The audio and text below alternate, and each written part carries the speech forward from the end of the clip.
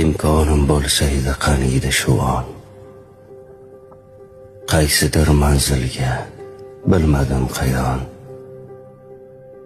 faqatgina jimlik bo'lgan hukmron, insonlari yo'q joyga ketgim kelyapti.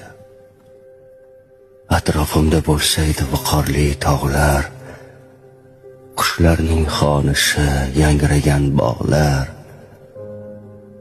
dunyo shovqinidan charchagan chog'lar, insonlari yo'q joyga ketgim kelyapti.